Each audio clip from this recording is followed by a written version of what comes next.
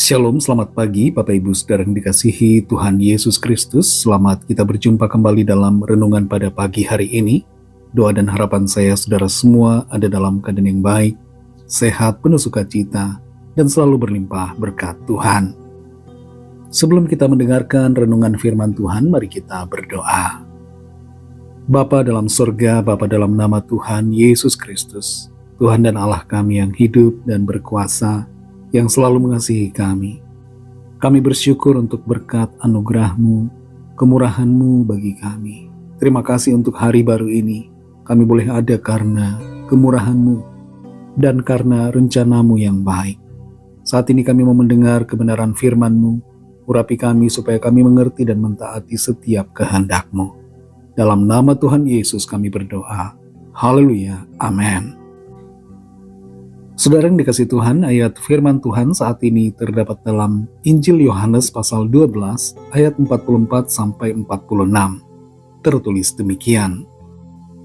Tetapi Yesus berseru katanya, "Barang siapa percaya kepadaku, ia bukan percaya kepadaku, tetapi kepada Dia yang telah mengutus aku.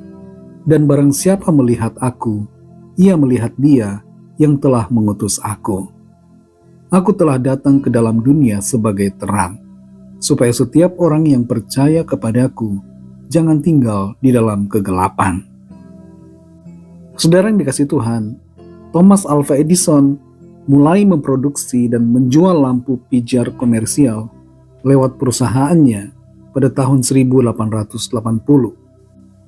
Tapi baru 17 tahun kemudian, yaitu tahun 1897, lampu pijar mulai digunakan di Indonesia, tepatnya di Batavia, dan dibawa oleh pemerintah Belanda.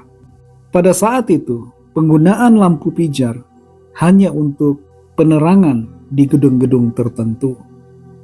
Penggunaan lampu pijar di rumah-rumah biasa mulai digunakan di era 1900-an dan kemudian semakin meluas pemakaiannya setelah kemerdekaan seiring dengan semakin berkembangnya perusahaan listrik negara.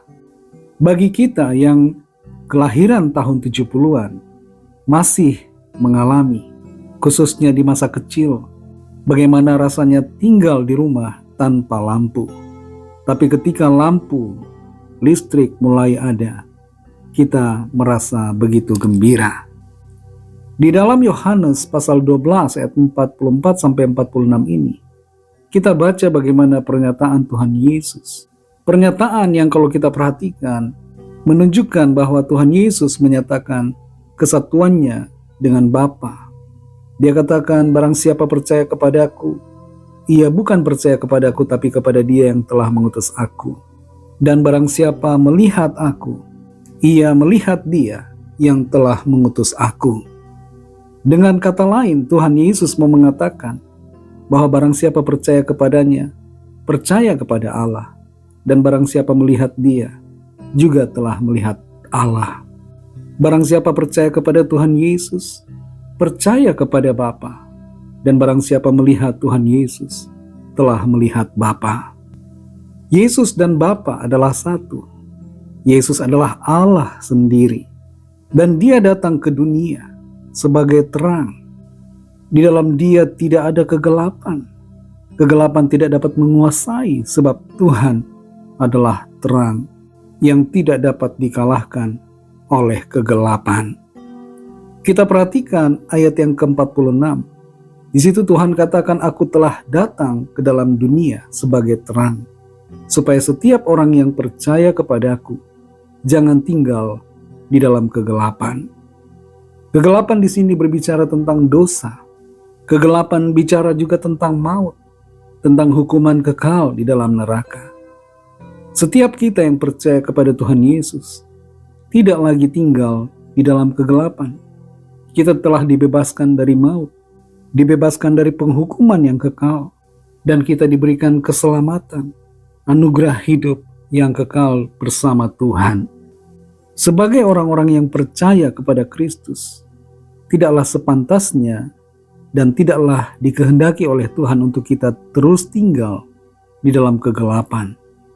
Artinya adalah bahwa Tuhan menghendaki kita tinggal di dalam terang-Nya, melakukan kehendak-Nya, hidup dalam kebenaran.